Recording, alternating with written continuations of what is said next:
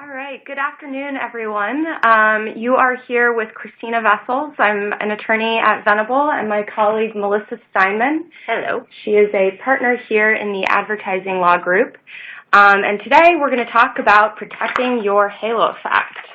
In the next hour, we're basically going to give you a high-level overview of the regulatory landscape, sort of what you need to know when structuring certain types of promotions, and basically what you need to know to protect your brand. So first up, it's an umbrella topic. We're going to talk generally about cause-related marketing campaigns.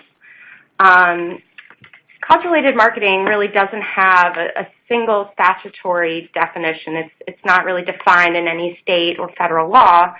But broadly speaking, we're talking about a topic that covers various types of nonprofit and for-profit collaborations. In these types of collaborations, the company is generally raising money or awareness for a certain charity, or maybe they're simply talking about, your corporate philanthropy in support of certain charitable causes. So doing this, of course, is a great way to build your brand. You get a halo effect from having your company's name associated with doing good, and presumably you're collaborating with charitable organizations that are well aligned with your mission. So there's a couple ways that cause-related marketing is generally structured. You've got portion of purchase or proud supporter collaborations, and we're going to talk about quite a few of these today and give you a sense of what each of these types of campaigns entails. So cause-related marketing generally, as we said, it's subject to regulation under states' charitable solicitation laws. In a way, you can think about these as consumer protection statutes. They're aimed primarily at how contributions are raised for charity. About 40 states, 40 U.S. jurisdictions regulate this space, and where they don't, consumer protection statutes generally would sort of come in and gap fill to, provide your regulatory framework for how to structure these. But I think what's important to note is that these charitable solicitation laws, notwithstanding their name, regulate not only how charities raise money for themselves, but they also talk about how for-profit companies can raise money for charity or use a charity's name in their marketing efforts. In general, there are three main ways in which a for-profit company that raises money for charity might be regulated under states' charitable solicitation laws. The most common class, and what we're going to talk about next actually, relates to commercial co-venturers. A commercial co-venture is any person who, for profit, advertises that the purchase of a good or the use of a service will benefit a charity or a charitable purpose. That's a fairly broad definition, and state laws vary on this point, but that gives you sort of a general overview of what we're talking about there. The next two classes likely won't apply to the majority of you listening in, but it's important to be aware of them so that you know how to structure your campaigns in order so that you don't inadvertently veer into this highly regulated space. So in the broadest sense, professional fundraiser is a person who is paid to solicit contributions on behalf of a charity. And the second class is known as a fundraising consultant or fundraising counsel. These terms sort of vary state to state. But this is a person who does not solicit on behalf of a charity, but who more behind the scenes advises a charity or helps them plan or structure certain sorts of solicitation campaigns. So a charitable sales promotion, as we said, this is the type of campaign conducted by a commercial co-venturer. If you look to the image we have here, it's an ad by Coors, and they've advertised that for every purchase of Coors Light, the company will donate 15 cents to a local LGBTQ charity. You can't make it out in the fine print down there, but the exact Coors Light products that were being offered as part of the campaign, and the dates and all of those material terms are down in the campaign. But this kind of gives you, at a very basic sense, what we're talking about when we're talking about charitable sales promotions. And these promotions are fairly regulated by states, largely because, in effect, they induce the customer to make a purchase on the representation that doing so will benefit a charity. States have an interest in making sure that, first and foremost, the charities have some control over who advertises their products as benefiting their organizations. But second, the states have an interest in making sure that the public is presented with complete and accurate information about, how their actions will benefit charity, albeit indirectly through the purchase of, hopefully your company's products. So, to effectuate these purposes, state solicitation laws almost universally require that companies obtain consent from the charities to conduct charitable sales promotions on their behalf. And more often than not, this takes the form of executing a contract with a charity that provides not only a license to use the charity's intellectual property, but specifies the geographic scope of the campaign, when and how often payment to the charity will be remitted, things like that. And a few states, 7 actually, require advance registration in connection with these campaigns. In a few cases, there's also a bonding requirement. And so while it's not always possible, it's important to keep these advance promotion filing requirements in mind so that when you start to learn that your marketing teams are contemplating executing on this type of promotion, that you can get counsel involved early on, to make sure that the filings happen in advance of the state's filing requirements.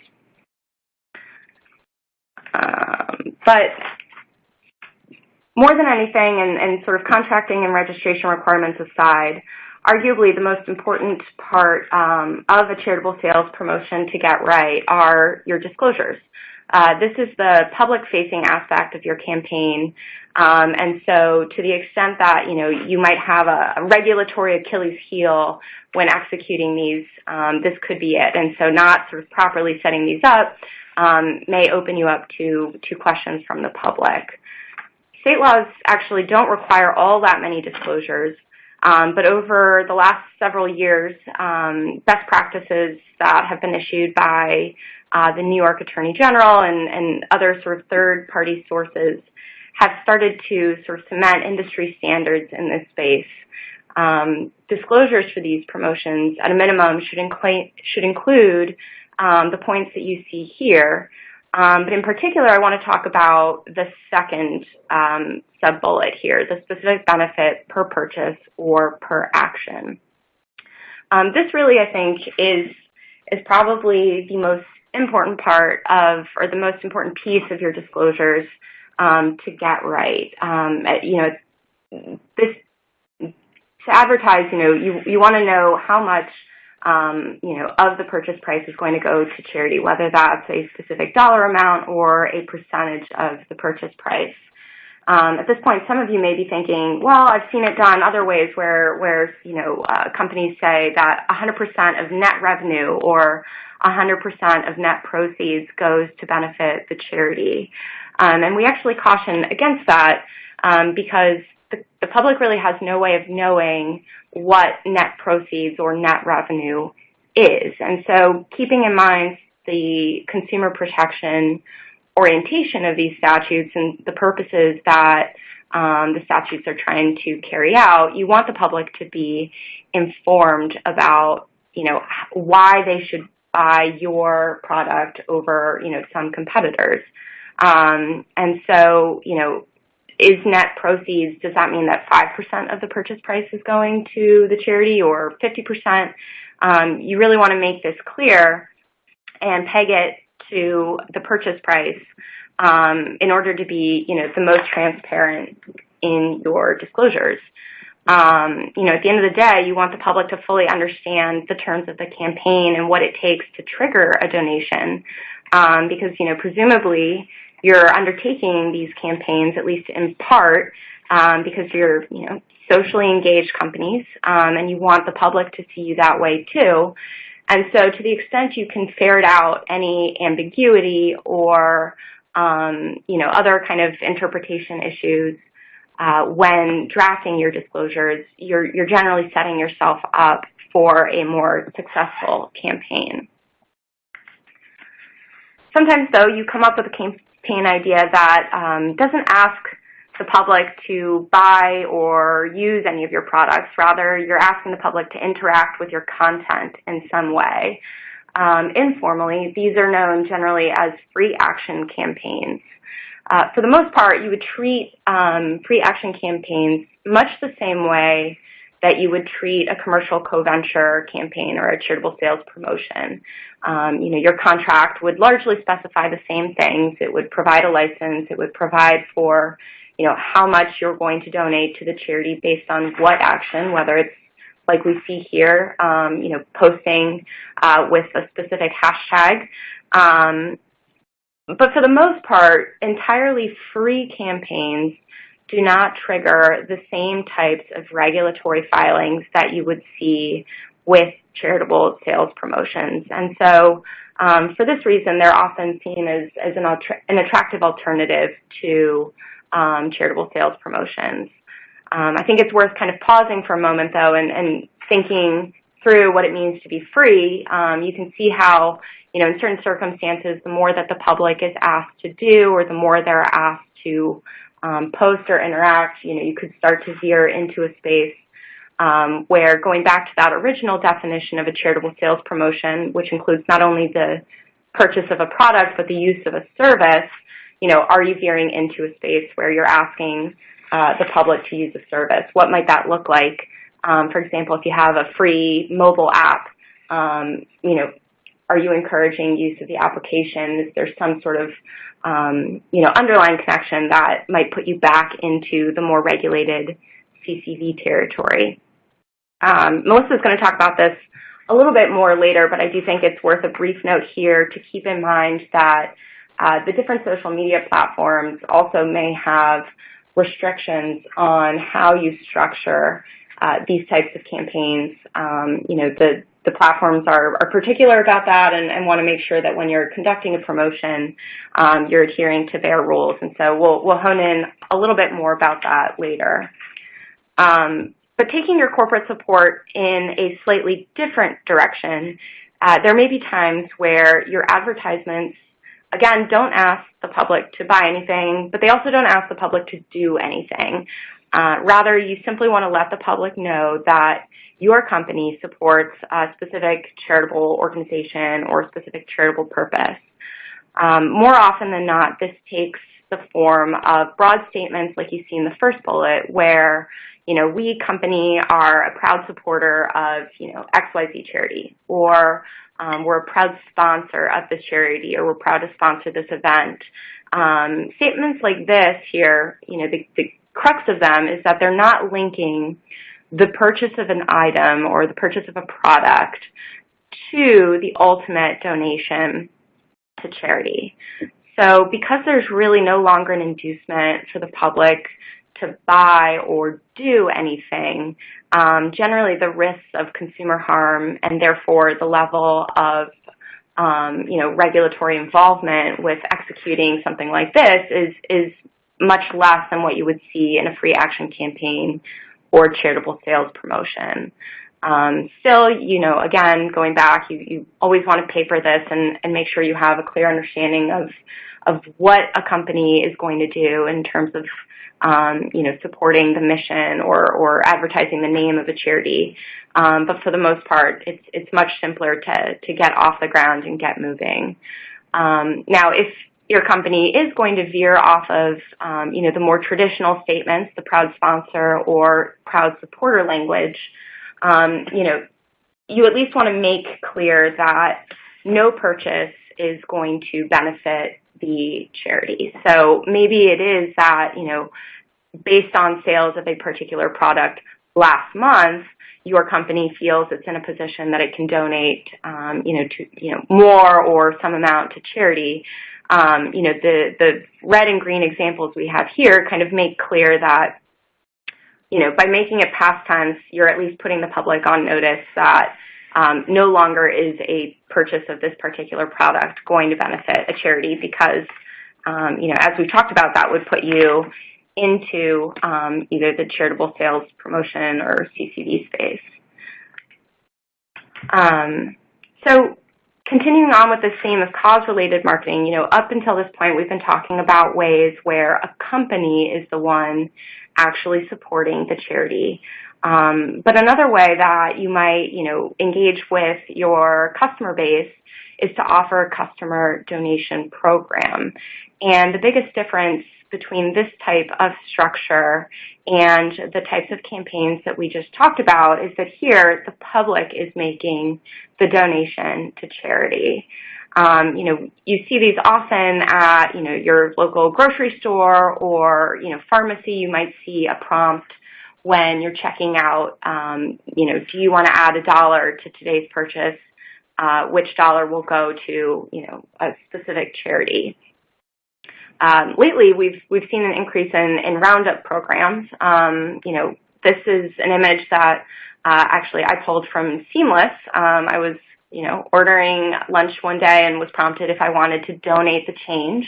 And so, you might see this through different types of online platforms is usually where you'll see it. Lyft is another example where you can set it up so that automatically, any purchases made with your company or on your platform are rounded up, and the difference is then donated to charity. And the thing that I think is most important to keep in mind when thinking about whether or not your company wants to execute a customer donation program is that, first and foremost, you want to make sure that 100% of the customer's donation goes to charity. So if you kind of think back to the first or second slide here where we talked about the 3 different classes of for-profit entities that are regulated under charitable solicitation laws, you'll remember that the second category was professional fundraisers.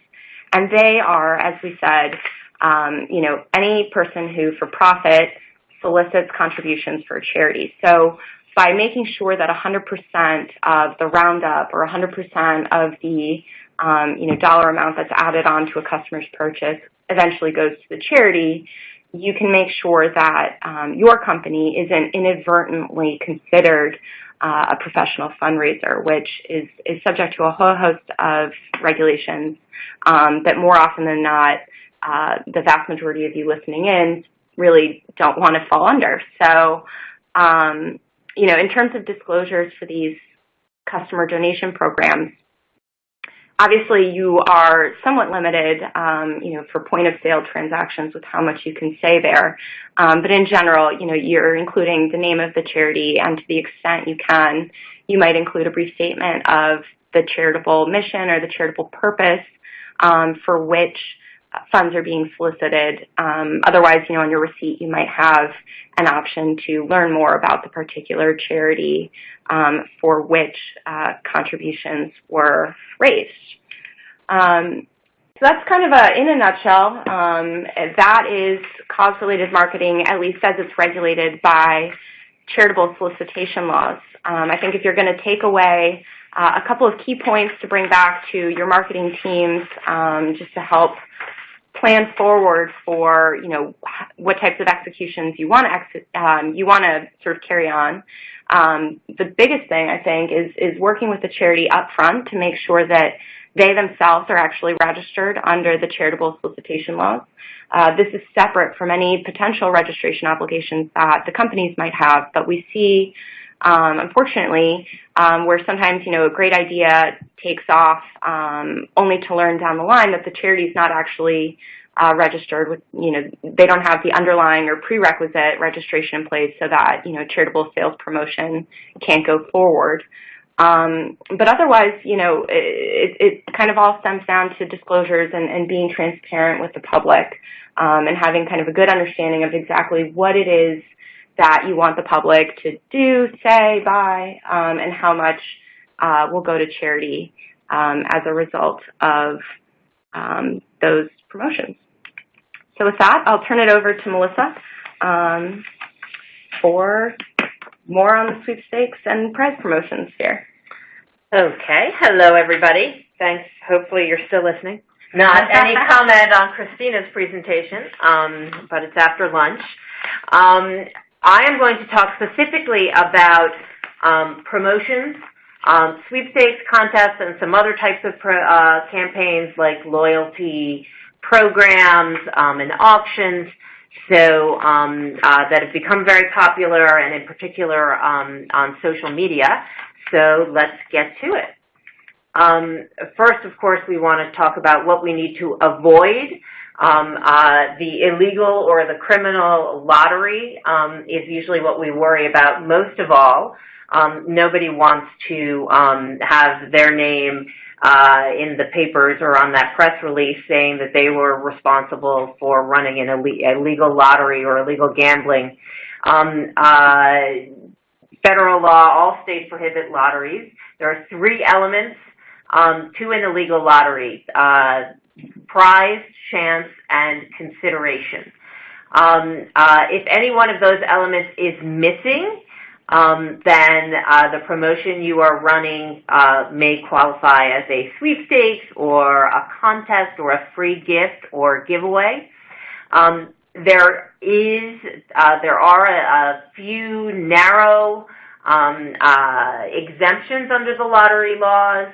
The state, of course, may run a legal lottery. I haven't checked the Mega Millions today, but that, of course, is very popular. And then, of course, nonprofits may run raffles under very narrow circumstance. So qualified charitable organizations, typically those that meet the federal standard for a 501c, may run raffles, provided that they meet certain very specific state law requirements, sometimes even at the county level, which should always be checked whenever they want to run a raffle. Whenever anybody else says, I want to run a raffle, I cringe a little inside because really you may not even be able to run a raffle as a for-profit working with a nonprofit. Many of those state laws say that no one else except somebody who's employed by the nonprofit can be involved in that raffle. So in some cases, even a promotional fundraiser can't be involved in running the raffle. Other requirements that often exist in state laws associated with the raffle are things like you must be located or have offices in state. You must have been there for a certain number of years. You're not allowed to give away more than a certain value of prizes in a specific raffle or over a specific period of time. So like I said, registration requirements, bonding requirements.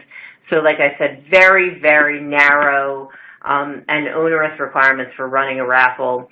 DC even says that you must only offer the tickets. They may only be paid for in cash. I'll say no more on that in that, it's something that often is not run. What you get instead are often sweepstakes.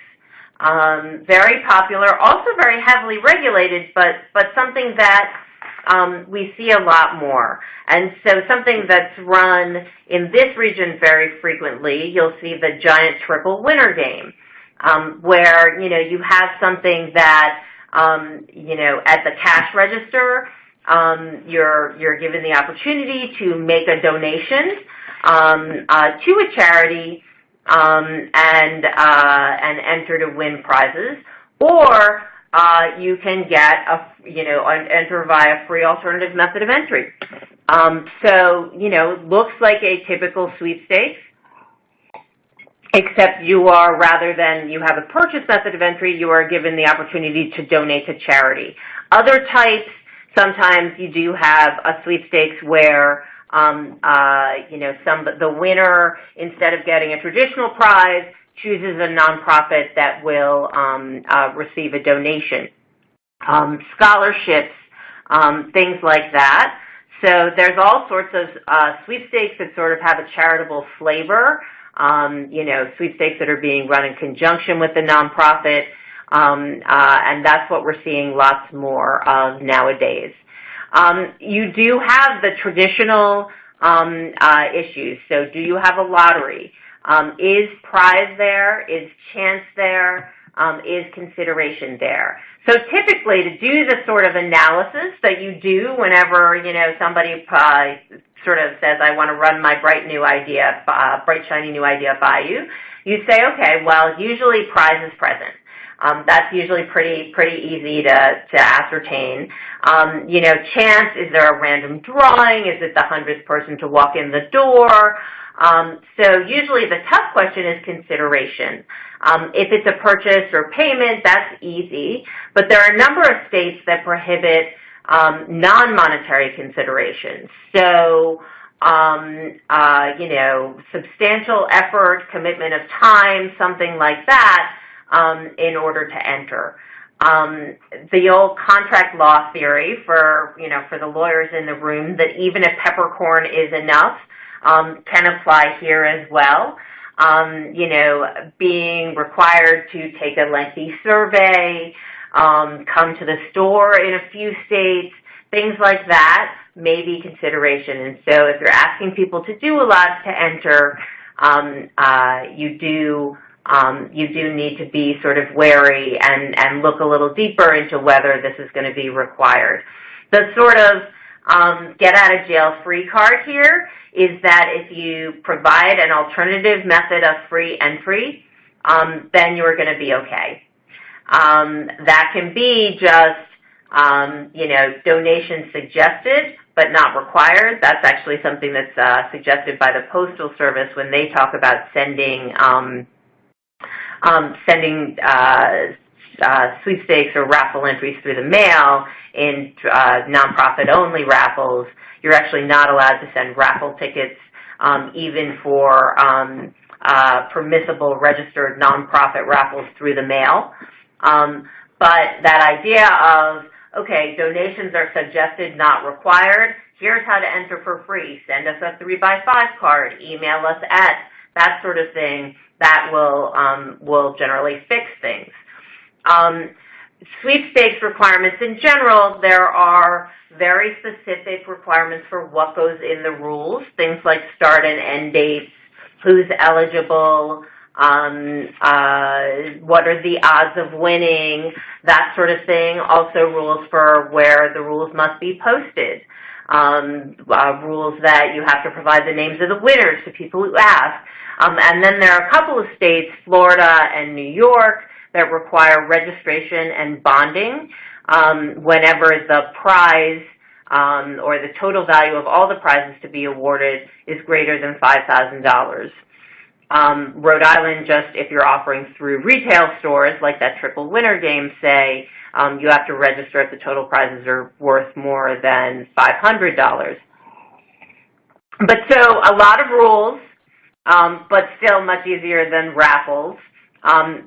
We are starting to see also these third-party platforms for sweepstakes and auctions where they provide a lot of the rules, but you still need to make sure that you're disclosing, say, the details about the prizes for what you're giving away and being specific enough for that. So, it's not one size fits all necessarily, even if it's, lots of stuff fits. You still need to make sure it fits just right. Contests and games of skill.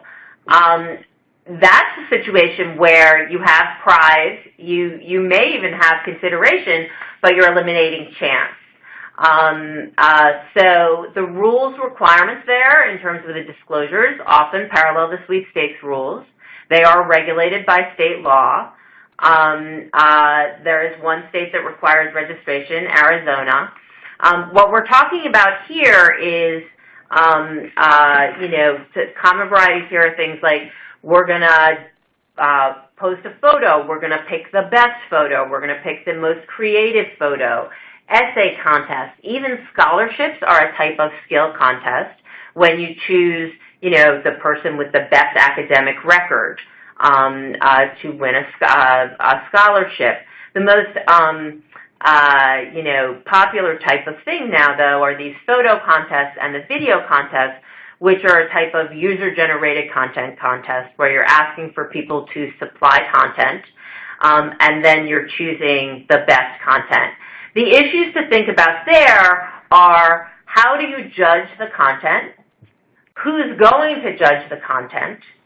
And sort of making sure that you provide clear standards for what are you looking for, how are you going to select your winners, and then also if there's a tie, how are you going to break that tie? You do want to make sure that you're not going to sort of inadvertently insert chance into the outcome. Because the trick by having eliminated chance in all but a few states, you can actually have consideration. You can require that donation or the like, with the exception of a few states. So, social media promotions. Of course, sweepstakes or contests on Facebook, on Twitter or the like, super popular, much easier to structure. It's important to understand, though, that social media platforms have their own rules in addition to federal or state law. For sweepstakes, they have their own rules for charitable fundraising, and then there are some rules specified by the Federal Trade Commission in particular for endorsements and testimonials, or social media influencers, as we say, which we'll talk about in a minute. So, for example, Facebook requires that in a set of sweepstakes rules, you have specific disclosures that release Facebook from liability. So essentially, Facebook is not a sponsor of and is not liable for anything associated with this sweepstakes or contest. Really the same rules, Instagram is, of course, owned by Facebook, same kind of rules, and, Twitter, YouTube, the other platforms want a similar release as well.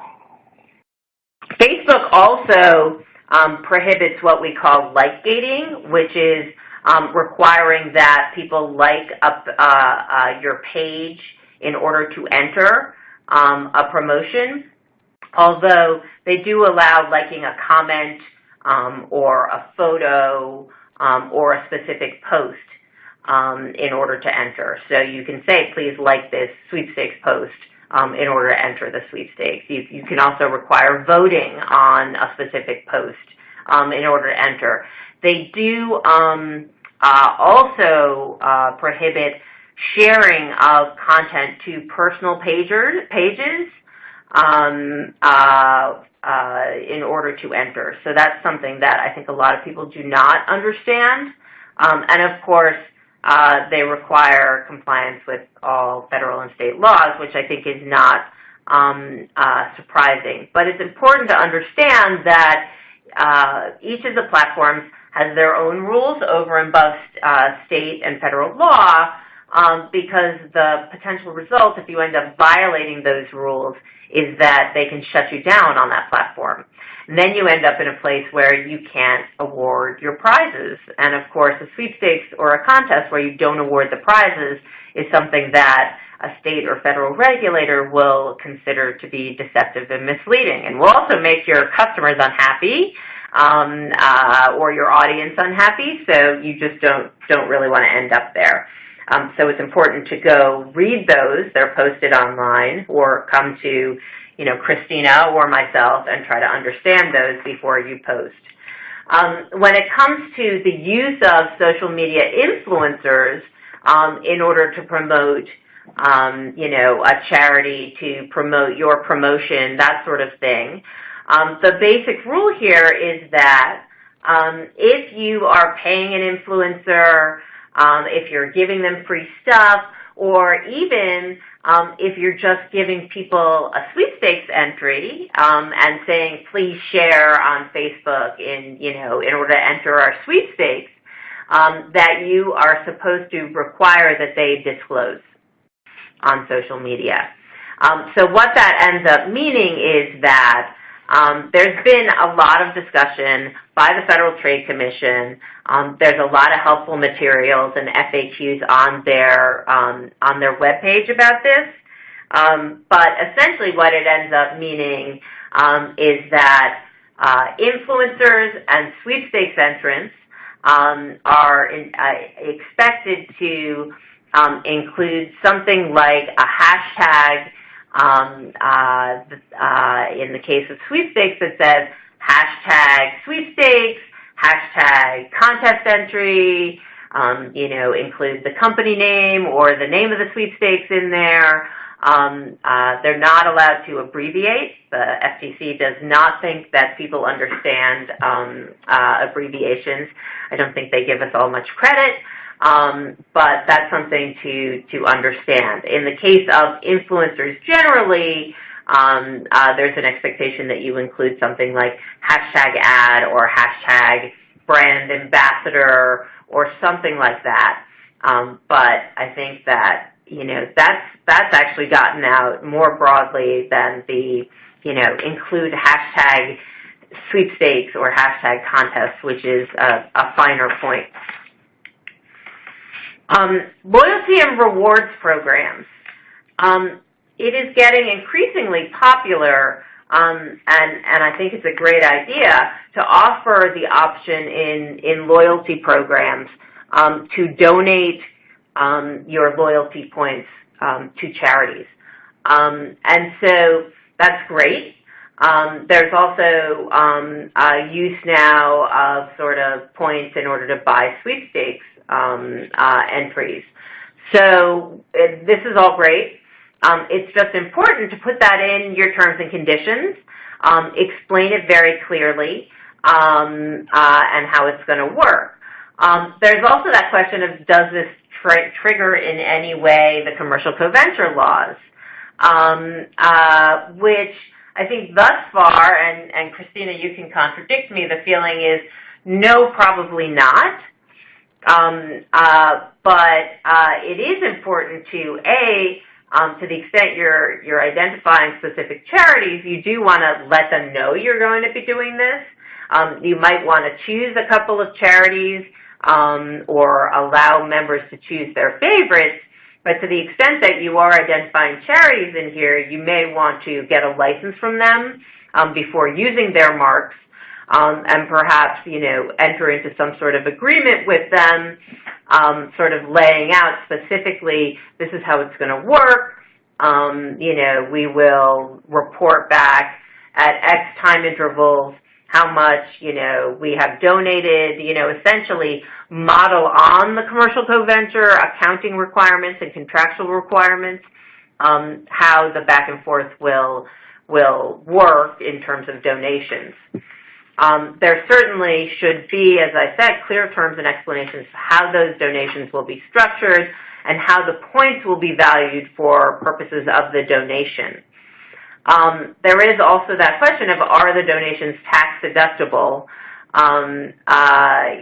Generally that's a hard thing in terms of the members. I don't think there's really clear guidance from the IRS on this particular point. So thus far, we've sort of said consult your tax advisor when it comes to the terms and conditions. The other interesting issue is, of course, can members use points to buy entries in sweepstakes that's come up? Is there consideration there? Because particularly to the extent that people have used purchases to earn those points, should there be a free AMOE or alternative method of entry in those sweepstakes? I think what's become the best practice thus far in sort of the loyalty community has been, yes, providing a free alternative method of entry. There's no real case law or guidance on that. To the extent, though, that people are only earning the points via activity versus purchase, that's sort of another finer gradation. To the extent that we do see law someday, it'll be interesting to see how that comes out. The other area where we have, the use of points is bidding in auctions. And to the extent that that has a charitable flavor, there's some interesting issues there. To put some examples up on the board, where we've had sort of free action programs, the use of voting and integrating those with sweepstakes and loyalty and charitable activity. You see here on the left, Hanes ran a sock drive in connection with a program where for every time that a page visitor or a consumer clicked like in a set period, Hanes donated a pair of socks to the Salvation Army, up to 250,000 pairs. So you can see there that was excellent because they set a clear limit, but this was a free action program. So no commercial co-venture here, but this type of program, there's no cost to the consumer. It's not a CCV, so no registration needed, but there was a predetermined sort of aggregate donation as well, so there was certainty for Hanes here. These programs often go viral. I remember a program from when my son was in middle school that one of the CPG brands ran, where they said, vote for your school, and the school to get the most votes will get a playground. It was all over the school. Everybody was voting every day. I think there was a 1 vote per day. So that was, emails exhorting you to vote. Here, you have another program on the right where there was a program to help a school get tablets. That was a voting program that was very popular. And then also there was a grant program where one school also, I guess in that case, they won up to $25,000 in new tablets and 3M screen protectors. So they had their little progress bar. Again, the ceiling, you can see the terms and conditions down at the bottom that were fully disclosed. But this type of voting program, goes viral very quickly. So a couple of examples there. In terms of best practices, initial review of structure, clarify what type of promotion is being considered, because sometimes it's not always so clear. Is this a CCV? Is this a sweepstakes? Is this a free action program? Often it's important to confirm what the geographic scope of the campaign is, because it may be that you get increased clarity and some more wiggle room with that clarity, to the extent that something is regional versus nationwide versus, even global. We see more and more multi-country campaigns, and may need to hire counsel in other countries to get clarity on what those laws are. Consider what the resources involved may be. Do you need to find judge? Do you just need to draft rules? What are the terms and conditions that are required? To the extent, often there can be problems with the disclosures, in the sense that some of these campaigns, there have been problems with contradictions between the advertising disclosures and the terms and conditions. So you need to be careful with that. Also, forms can be valuable here. The use of form terms and conditions that are then modified, form agreements. Again, it's key to understand the social media platform rules and how they affect things. And of course, working with charitable partners, you want to get representations and warranties regarding compliance and the like, and consider, with really unclear situations, often informal checks with the regulator can be helpful as well. We have a lot of contacts with different regulators across the country, and at the FTC, where, you may not be able to get certainty, you may not want to go as far as to, get a formal opinion from an attorney general, but an informal check can be very helpful to, get a read on things from them. All right. Well, definitely very, very interesting presentation, and obviously just from the sort of quick time that we've spent talking over these high-level points, you can see that there's still a lot underlying all of these issues. And, we've received a couple of questions from you all today, and so I think, time permitting, we're going to talk through those. The first question that I see here is from the Ad Council, and there's a question concerning slide 14, which was the end of the cause marketing piece. And the question there is, what do we mean by saying that nonprofits messaging in connection with campaigns should avoid advertising as defined by the IRS? And what we meant here is not so much that it must avoid advertising, but companies should be aware that nonprofits have different requirements to adhere to when it comes to collaborating with companies for cause marketing campaigns.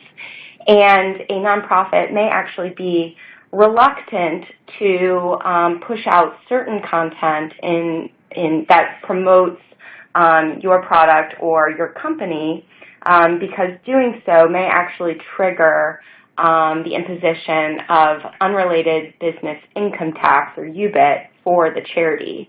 And so, this is something that when you're negotiating the contract and trying to figure out, okay, this is what we company are going to give you charity, when you go to ask, what will the charity sort of do in return, it's important to keep in mind that the charity may have certain restrictions on how they promote or talk about a particular campaign. So just understanding the different viewpoints that, the two parties come to when finalizing an agreement can be helpful. Melissa, do you want to take one of these questions? Sure. We've had a couple of questions about consideration and what constitutes consideration, what's the definition. The definition of consideration varies state by state, so it's a little bit hard to sort of say, oh, this is the definition. It's similar to the law school definition in one sense. It can be an economic benefit to the sponsor of the contest. It can be a detriment to the person who's entering, depending on the state. Those are difficult definitions to work with in some states. But so we tend to sort of look at. We've actually got a 50-state survey looking at sort of the definitions. We tend to look at, there's a series of cases that look at the issue of, if you make people come to the store, is that sufficient, or is it more than that?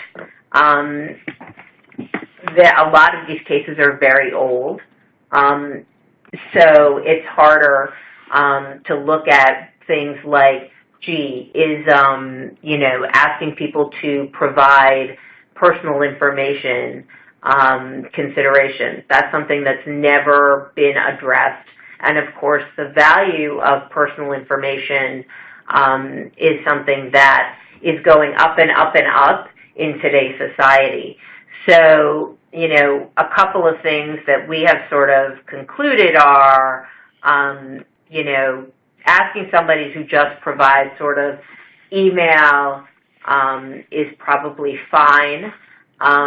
We do say there is a case that says asking a premium text message is probably consideration. A standard text message, or asking somebody to receive a standard text message, is in a gray area because of some sort of noise from some of the attorney generals. So generally we say provide a free alternative method of entry with that. Asking somebody to spend, a few seconds answering a few short questions is probably fine. Asking them to spend time answering a lengthy quiz is, probably too much. The way things have evolved, asking them to quickly submit a photo is probably okay, but the work that goes into developing a video, you would probably need to provide a free alternative method of entry. The minute you start actually asking for intellectual property rights, you're stepping over the line. So these are sort of the reasoning that goes into that sort of discussion of, is there consideration? All right, taking a look here. Let's see, one of our questions asks, is there a clear direction that free campaigns are not CCVs? The person posing the question asked if there was some ambiguity in this area, and would it be safer to regard those types of campaigns as CCVs as well? It's definitely a good question.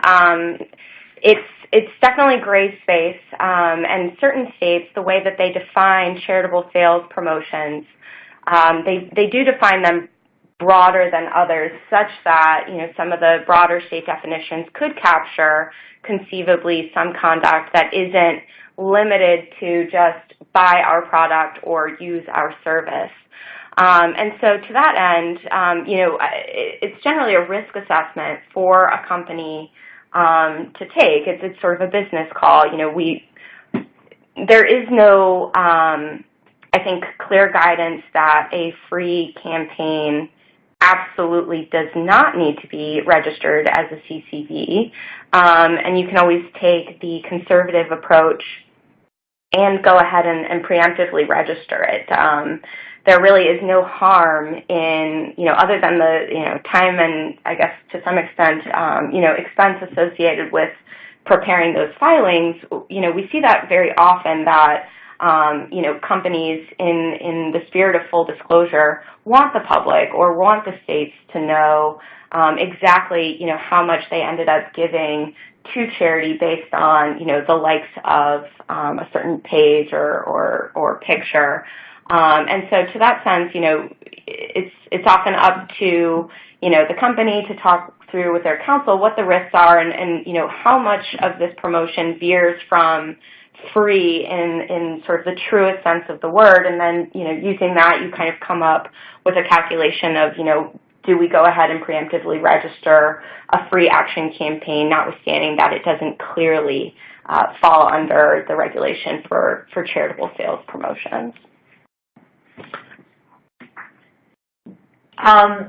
Here's one that's very quick, and then I'll move to another one that's tougher. There's a question. I was under the impression that Facebook does not allow for mandated like of a page, et cetera, to be entered into a sweepstakes. Is that correct? Facebook does not allow for mandated like of a page to be entered into a sweepstakes. That is correct. It does allow for you to require liking a post. So that's sort of the sub. You can require some other actions that are, but the problem with liking a page is that it's essentially requiring a false endorsement, or you end up with more likes, you look much more popular. So that's the problem there. There was also a question: can you limit giveaways to customers only? And the problem with that is that if you do so, you're essentially requiring or potentially requiring a purchase because of the fact that people are, going to become customers. If you offer $1 million as a prize, to give the extreme example, there are going to be a lot of people who decide, oh, well, I'm going to buy that. I'm going to become a customer just in order to have the opportunity to win that prize. So that's going to be the reasoning of a regulator in evaluating that. The way around it is to say, if you really want to limit things, it's sort of a thank you promotion, and I just want to limit it to my customers, is to say, okay, well, I'm going to cut this off. It'll be for customers only as of the start date of the promotion. So, that's how you do it. All right. Well, Melissa, thank you. This was, I think, a very interesting conversation. And thank you.